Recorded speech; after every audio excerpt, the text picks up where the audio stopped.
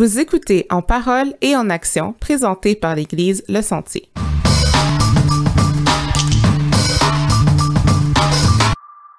Bonjour à tous, j'espère que vous allez bien. Bienvenue à un autre épisode de En parole et en action. Je m'appelle Michael Bekele-Gauvreau et je suis accompagné de ma co-animatrice, Madame Dina Destin. Comment ça va, Dina? Ça va bien, toi? Ça va super bien. On a eu une super de belle entrevue avec Greg Gibson. Oui, pour parler de la zone enfant. C'était bien parce que c'était une entrevue qu'on a parlé du ministère, dans le fond, qu'est-ce que c'est, un peu plus comme, je sais pas, plus technique, mais on a aussi parlé de sujets qui nous touchaient plus personnellement. Oui, comme la relation entre un enfant puis le parent. Oui. Puis l'impact que ça peut avoir dans une vie en grandissant. Fait que pour vous donner un petit background de l'invité, Greg est marié à Marie-André depuis 12 ans. Marie-André est originaire de Sherbrooke et Greg d'Ottawa. Ils se sont rencontrés à Parole de vie Bethel, qui est une école biblique en Estrie. Ils sont maintenant parents de 1, 2, 3 et 4 enfants. Héloïse, Eliana, Josia et Xavier. Ils fréquentent notre église depuis maintenant 2 ans. Marie-André est mère à la maison. Elle est également impliquée dans la vie de quartier où elle est membre du conseil d'administration de leur association des résidents. Greg, lui, travaille dans une école, dans une classe spécialisée. Greg et Marie-André sont maintenant responsables du ministère des enfants ici à l'église qu'ils ont nommé la zone enfant. Et c'est ce qu'on va traiter dans notre entrevue de cette semaine. Oui. Sur ce, bonne écoute. Salut Greg, comment ça va? Salut Michael, ça va bien? Salut Dina. Allô? Ça va super bien. Hey, écoute, on est super content que tu sois ici avec nous. Ouais. Puis malheureusement, ta femme Marie-André, elle n'a pas pu être avec nous. Là. Ça, c'est triste un peu, mais on se dit que tu vas faire le bon représentant pour les deux. Exactement. Fait que sans plus tarder, on va commencer tout de suite. Peux-tu nous expliquer brièvement c'est quoi la zone enfant et sa mission? Oui, mais la zone enfant est vraiment le ministère auprès des enfants de l'Église, le TEE. Mm-hmm. On a pensé le terme zone enfant et un bon terme, c'est peut-être plus facile pour les enfants de reconnaître le ministère pour eux avec le terme zone enfant. Le but, c'est vraiment que les enfants puissent rencontrer Jésus. Ça, c'est le but et à travers la Bible, évidemment, mais aussi à travers la vie des bénévoles aussi. OK, super. C'est cool. Puis quand on dit zone enfant, c'est de quel âge à quel âge précisément? C'est vraiment des nouveaux-nés. On inclut la pouponnière. Pouponnière, merci. Pouponnière jusqu'au 6e année. OK, 6e année, ça c'est 12 environ ans. 12 ans, oui. 12 ans, OK. Oui, exactement. Puis sinon, là, de façon plus concrète, comment est-ce que ça prend forme? Enseignement biblique, activités sportives, musique, c'est quoi un peu que vous faites? À ce moment, on est en train de parcourir un programme qui s'appelle le Projet Évangile, qui est vraiment un projet, c'est un enseignement, mais c'est à travers la Bible et de Genèse à l'Apocalypse. Et le but de ça, c'est vraiment de présenter comment Jésus est le centre de l'histoire de Dieu, le héros de notre foi, et de montrer que sa grâce est la chose qui nous change plutôt que nos œuvres. Ouais. On a souvent tendance à voir des histoires bibliques et penser, OK, il faut que je sois comme David, il faut que je sois comme Abraham, que j'ai la foi d'Abraham ou d'autres. Mais dans le fond, la Bible nous montre que c'est Jésus qui est celui qui est venu nous sauver et c'est notre foi en lui qui est la clé aussi. Et c'est vraiment de voir ce que Dieu a fait à travers lui pour nous, qui nous transforme. Donc, la zone enfant est vraiment le temps pour les enfants de voir Jésus.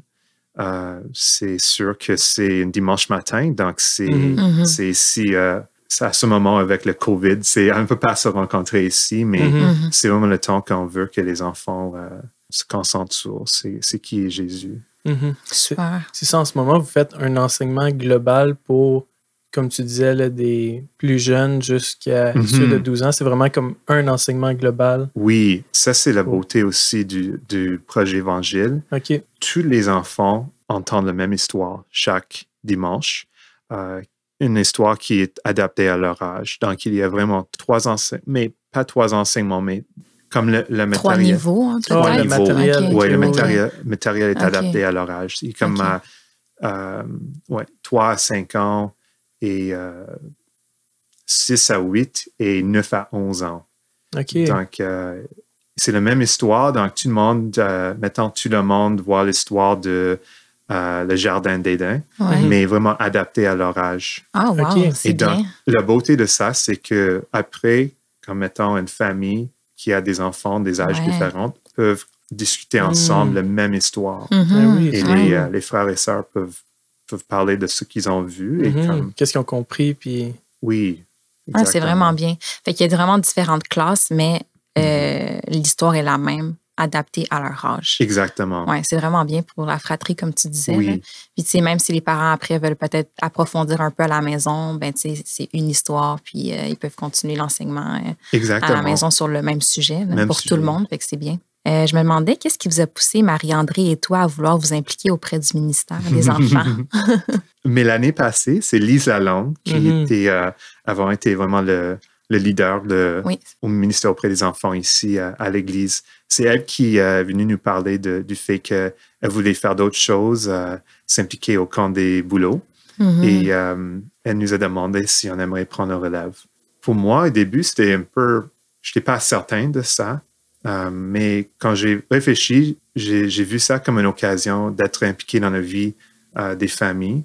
Vraiment de mieux connaître les familles à travers les enfants. Et c'est fou comme Marie et moi, ça ne fait que 2 ans que nous sommes ici.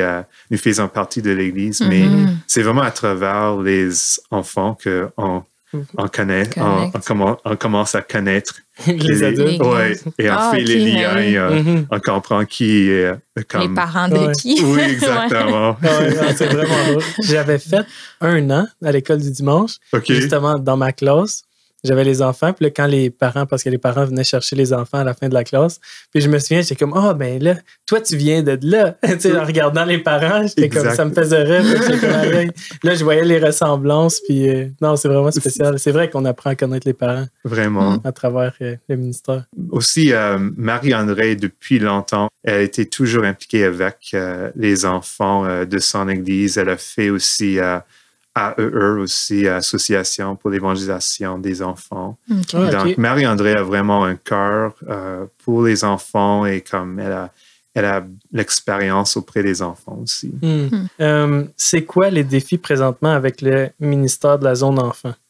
C'est sûr, avec la situation COVID, c'est difficile. On ne peut pas se rencontrer ici à ce moment.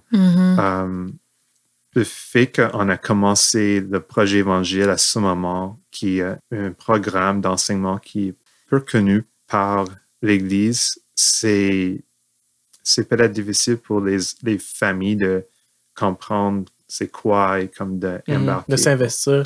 Ouais. Exactement. OK. Donc, ça, c'est le défi à ce moment. Il y a des vidéos pour le projet Évangile en ligne. Donc, OK. ça, c'est en ligne. C'est Stéphanie Bibeau qui nous aide avec ça. OK. Elle fait un bon travail. Mais on voit aussi que c'est peut-être aussi difficile. C'est peut-être pas toutes les familles qui utilisent cette ressource-là. Donc, on est en train de regarder comment on peut rejoindre les enfants de l'Église à ce moment, vu qu'ils sont à la maison. OK. Ouais. Donc, ça, c'est le grand défi. Mais c'est ça, fait que c'est comme une plateforme en ligne où est-ce que c'est des vidéos Oui, c'est interactifs ou c'est plus comme, on regarde quelqu'un qui lit une histoire? À ce moment, c'est des courtes histoires. C'est OK. comme un résumé de, mettons, une des histoires qu'on regarde cette semaine. OK. Donc, OK. c'est comme 3-4 minutes qui expliquent c'est quoi l'histoire, comment Jésus est la réponse à cette histoire. OK. Et aussi, il y a comme une feuille d'activité qui va avec l'histoire que les enfants peuvent faire chez eux OK. aussi. Ah, mais c'est OK. cool. Puis encore là, est-ce que ça va être adapté aux différents groupes d'âge, même en ligne? Oui, il y a comme il y a 2 vidéos, comme une pour les plus jeunes, l'autre pour les plus vieux. La feuille est aussi adaptée à des âges différents. OK. Puis ça sort de manière hebdomadaire, comme à chaque semaine? Oui, OK. chaque semaine, oui. En même temps que l'Église, dans le fond. Exactement. OK. Et comme on envoie aussi un courriel aux parents, juste pour expliquer c'est quoi l'histoire cette semaine, c'est quoi les sortes de questions qu'ils peuvent poser. C'est bien ça. Ouais. Fait que, admettons, moi, en tant que parent, là, je vais sur le site de l'Église, il y a une section coin parents. Oui, il y a une section zone enfant. Mhm. Oui, OK. Donc, tu peux aller là pour trouver les vidéos et aussi les feuilles d'activité. OK. Et si vous êtes inscrit aussi avec vos enfants, on a votre courriel, donc on OK, c'est va ça. vous envoyer le... Ah, mais c'est cool de savoir parce que c'est ça, je savais que la zone d'enfants existait, puis je le voyais le dimanche matin dans les annonces, comme on le voit. Mais c'est ça, souvent, le matin, là, avec les enfants, puis essayer de mettre ça à l'église, là, c'est un petit peu... c'est un peu dur. Oui. De juste les avoir ici avec nous. Là, on veut écouter l'Église, mais en même temps, il faudrait comme... Parce que est-ce que c'est fait exactement en même temps? Dans le fond, il y a la zone enfant qui fonctionne en même temps que le message ou c'est un après l'autre? Mais c'est pas en direct. Ouais. Donc, les parents peuvent OK. simplement aller dimanche matin chercher la vidéo pour leurs enfants et le faire jouer. OK. Ouais. Ça Je commence à comprends. 3 ans, hein, la zone enfant, on a dit tantôt. Ça Environ. commence à 2 ans. La classe de 2 ans, ils utilisent le matériel aussi. J'ai hâte parce que mon Coco a 22 mois, bientôt OK. 2 ans. C'est Bientôt bien. 2 ans. Puis je me demandais justement, c'est quand qu'on va pouvoir commencer à faire des histoires un peu plus structurées, puis Oui. tout ça, là, des études bibliques ensemble. Uh-huh. Puis ça a l'air vraiment intéressant. Fait que bientôt, au mois de novembre, 2 ans, je vais pouvoir envoyer mon courriel à la liste de contacts. Je sais que les bénévoles pour la classe de 2 ans sont très emballés par le projet Évangile, donc OK.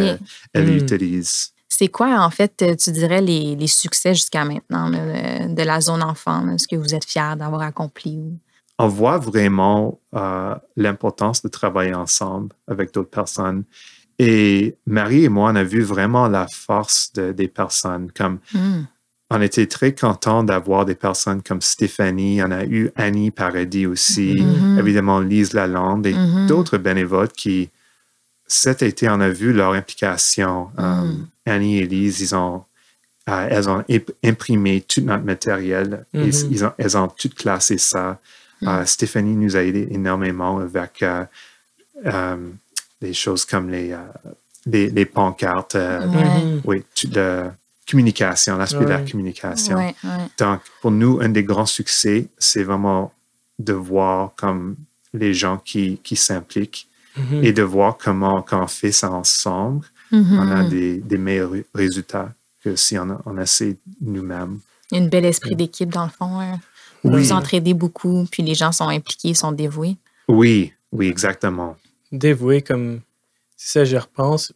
Quand je l'avais fait, l'année où je l'ai faite, puis c'est ça, les gens, ils se donnent vraiment cœur et âme. Là. Je pense à Stéphanie que tu parlais, puis je me souviens, c'était la première année qu'on le faisait. Fait que côté matériel, qu'est-ce qu'on voit avec les jeunes, puis je me souviens de Stéphanie, elle dit, je vais vous montrer ça, elle est venue, elle nous a donné tout un kit déjà préparé. Oui. Tu sais, c'est le fun pour les gens qui veulent s'impliquer, Oui. de savoir qu'il y a déjà du matériel, c'est déjà organisé. Oui. Dans le fond, puis on embarque dans la grande roue, puis Oui. après ça devient juste d'avoir une interaction avec les jeunes, puis Oui, exactement. de créer des souvenirs qui entendent les histoires qu'ils ont besoin d'entendre de la Bible. Puis, c'est vraiment cool.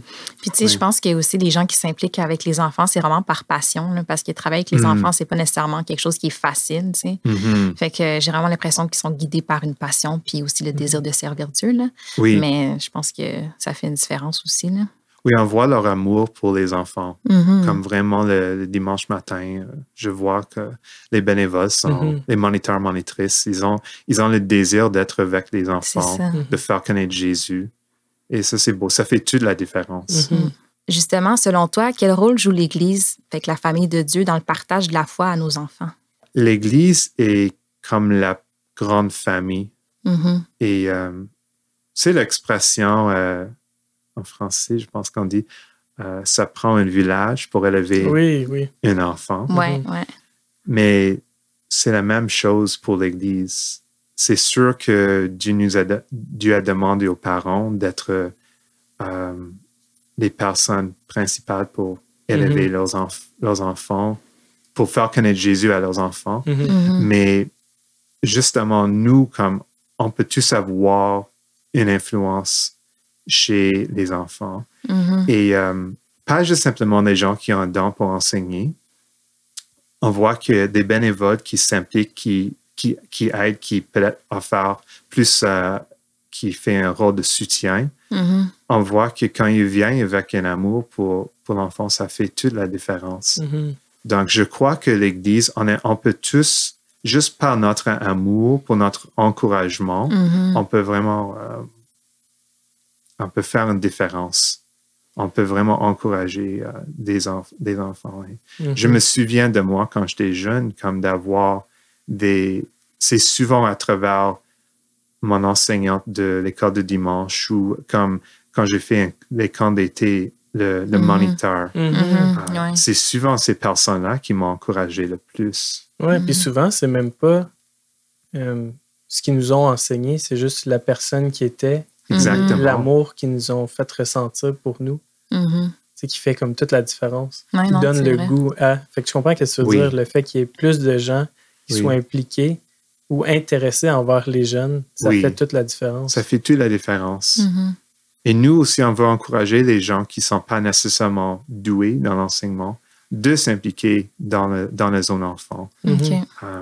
On a comme, à ce moment, on cherche des gens qui peuvent être des coordonnateurs pour juste être là pour assurer que ça va bien gérer un peu si, mettons, un enfant qui a un problème, qui peut être là pour l'aider. Donc, mais c'est vrai, on pense peut-être pas, mais il y a d'autres besoins que juste travailler directement avec l'enfant. Il y a des besoins administratifs, des besoins justement de coordination. Oui, coordination, Fait que c'est vrai que la zone enfant, ça ne comprend pas seulement directement comme l'enseignement aux enfants, mais il y a d'autres sphères. Oui.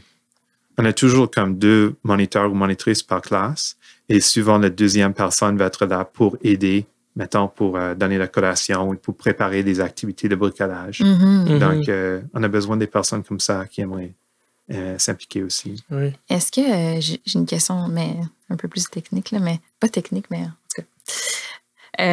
Est-ce qu'il y a la louange encore avec la zone enfant? Y a-t-il une petite section de chant? Pas à ce moment. Non, OK. Avant, comme l'année passée, oui, il y en a eu une fois par mois. OK. À ce moment, avec le COVID, on ne fait pas ça. Non, il n'y en a pas. Malheureusement. Sur le site web, Zone Enfant, il y a avec chaque semaine, il y a comme un chant aussi qui va avec le thème de la semaine. Là, les parents chantent ça avec les enfants. Mais il faut que les parents sortent leur voix de chanteur. Oui. C'est cool. Hey, on aimerait savoir, parce qu'en tant qu'adulte qui travaille avec les enfants, on va souvent avoir l'unique perception que c'est l'adulte qui transmet son savoir aux enfants, mais on aimerait savoir qu'est-ce que ton implication à toi t'apporte. Je trouve que les enfants nous aident à simplifier les choses. C'est comme, moi, je suis quelqu'un qui... mais j'ai toujours trouvé la connaissance très importante. Donc, moi, j'aime beaucoup lire des livres. J'aime avoir des discussions. Mais, tu sais, avec les enfants, souvent, c'est des concepts simples. Je pense que les enfants nous aident à justement voir que le message de Jésus est vraiment l'amour pour nous. Ça, c'est quelque chose qui peut être compris par un enfant de 4 ans. Et aussi la relation. Les enfants, pour eux, c'est les relations qui comptent le plus. Hein? Souvent beaucoup plus que la connaissance. Nous, je pense, on a tendance des fois à croire que la connaissance est la chose la plus importante, mais on voit que Dieu est un Dieu relationnel. Il s'appelle notre Père, notre Abba. Hein? Il vraiment, quand il nous parle, il s'identifie comme Abba, comme un papa. Ça, c'est très relationnel. C'est comme une relation très proche. Ça, c'est le fond de notre foi. Vraiment. Comme Jésus nous a sauvés. Oui, il nous a sauvés de l'enfer. Il nous a sauvés de nos péchés, mais il nous a sauvés pour être adoptés par Abba. Entrer dans une relation. Entrer dans une relation. Donc, notre espoir aussi pour la zone enfant, c'est que c'est pas simplement transmettre une connaissance, mais vraiment que les enfants puissent entrer dans une relation avec Dieu. pour moi, ça m'apporte vraiment juste, ça m'aide à rappeler que ça, c'est la chose la plus importante. Wow, j'aime vraiment ce que tu dis. Ça, dans le fond, comme tu disais, c'est vraiment les enfants t'aident à revenir à la base puis au fondement. Oui. Puis c'est tellement vrai qu'on peut se perdre en faisant soit comme des actions pour être comme un bon chrétien ou avoir des connaissances bibliques, puis connaître tout par cœur. Mais à la fin de la journée, on devrait se concentrer sur passer du temps avec Dieu pour avoir justement une relation. Puis après ça, c'est une transformation qui se fait naturelle. Fait que je trouve ça super, super beau. Oui. Puis important que justement, c'est mis de l'avant avec la zone enfant. Aussi, en tant que parents, on désire tellement que nos enfants, justement, soient touchés par l'amour de Dieu puis qu'ils développent une relation personnelle avec lui. Qu'est-ce que tu dirais qui est la meilleure façon, selon toi, pour toucher le cœur des enfants? Souvent, on parle de comme un enfant, une personne. La chose que la personne a besoin le plus quand il est jeune, c'est vraiment la sécurité de quelqu'un qui l'aime. Surtout, c'est comme son parent. Hein? Ouais. Les psychologues disent que ce que nous avons, vraiment, c'est la sécurité de l'amour inconditionnel de nos parents. Ouais. Et comme ça va vraiment influencer notre vie. Si on a ça, pour le bien, mais si on n'a pas ça, ça va créer des défis après. Donc, nous, on a besoin de ça aussi, et les enfants ont besoin de ça. Et Dieu veut qu'on a cet amour inconditionnel. Et je crois que la chose la plus importante, c'est vraiment de grandir dans la sécurité de l'amour inconditionnel de notre part. Non, je trouve ça fou parce que si on retourne un peu à ce qu'on disait un peu plus tôt, tu sais, cet amour inconditionnel-là, c'est qu'est-ce qu'on va rechercher dans le fond toute notre vie. Et s'il y a un de nos parents qui est là, ou les deux parents qui sont là pour être cette représentation de l'amour inconditionnel, un peu comme tu dis, ça va être beaucoup moins un défi de rechercher ça. Puis je suis pas en train de dire que les parents sont parfaits, en voulant dire que ça devrait être une représentation de comment est-ce que Dieu est, lui qui est vraiment parfait. Oui. Mais si les enfants ont ça, comme tu disais, ça crée la sécurité, puis je trouve que ça peut même apporter l'enfant à mieux connecter avec Dieu, d'avoir déjà goûté à ça dans un certain sens. Oui. Mais pour un enfant qui ne va pas avoir eu cette chance-là, comme tu disais, le défi, c'est plus, moi je le voyais quand je t'entendais parler, puis je pensais à moi, je me dis, étant plus jeune, je suis capable de me souvenir des moments où est-ce que je recherchais, dans le fond, cet amour-là, un peu inconditionnel, où est-ce que je voulais qu'on m'aime, je voulais que... Puis je pouvais m'identifier à des personnes, un peu comme on parlait, c'est ça je voulais dire tantôt, le fait que dans l'Église, il y a tellement de monde, puis si, en tant qu'Église, on peut être des représentations de cet amour inconditionnel-là, puis avoir des interactions avec les jeunes, ben, ça va faire la différence. T'sais. Même si ce jeune-là, il n'y a peut-être pas un père, il n'y a peut-être pas une mère, mais la personne avec qui il serait capable de s'identifier, puis sentir cet amour inconditionnel-là, ça fait toute la différence. Oui. Fait que, non, c'est vraiment beau ce que tu dis. Dans le fond, justement, le parallèle de le Papa Céleste, Dieu, nous, ses enfants, puis l'amour inconditionnel d'un parent envers son enfant, moi, on dirait que ça m'est venu juste plus clairement quand je suis devenue maman. Okay. On dirait que je l'ai compris totalement d'une autre façon, puis j'étais comme, OK, ouais, là, je comprends, là, comme je peux faire n'importe quelle connerie, tu sais, puis Dieu... on est sauvé par la grâce, Dieu nous aime, tu sais. Oui. Puis dans le fond, la relation est tellement importante. Oui. Fait que personnellement, dans ma relation avec Dieu, on dirait que ça l'a comme renforcé parce que je suis comme, OK, maintenant que je suis maman, je comprends. Puis Dieu même à ce point-là. Oui. On a besoin d'avoir cette assurance de l'amour inconditionnel. Et on sait que c'est parce que Jésus a pris notre jugement sur la croix. C'est pas parce que comme Dieu... Oublie ou juste comme... Il trouve que c'est pas grave, nos péchés. Oui. Mais c'est que, comme tu dis, Dina, comme Jésus, vraiment, il a payé pour tout. Il nous donne vraiment une relation où on peut faire des péchés et comme on est pardonné pour ça. Et, Parce que, souvent, on l'entend tout le temps, mais... Après ça, que je l'ai vécu, tu sais, parce que je suis rendue une maman, je suis comme, OK, wow, à ce point-là, genre, qui m'aime. Parce que nous sommes aimés inconditionnellement par notre Abba, notre Papa au ciel. Comme je pense qu'il est en train de nous aussi comme on est en train de grandir à son image, on est en train de grandir comme lui. Et je pense que c'est très important aussi pour nous, en tant que parents, d'avouer nos propres fautes auprès de nos enfants. Pour qu'ils puissent voir que nous sommes des pécheurs. Nous avons besoin de la grâce autant qu'eux. Et comme... Ça place une relation d'égal à égal aussi, tu sais. Pas comme autoritaire, je suis parfait, je connais tout, tu sais. Moi aussi, tu sais, maman, papa peut faire des erreurs, fait que c'est comme, OK. Exactement, parce qu'il nous voit aussi, il peut voir qu'on est... Oui.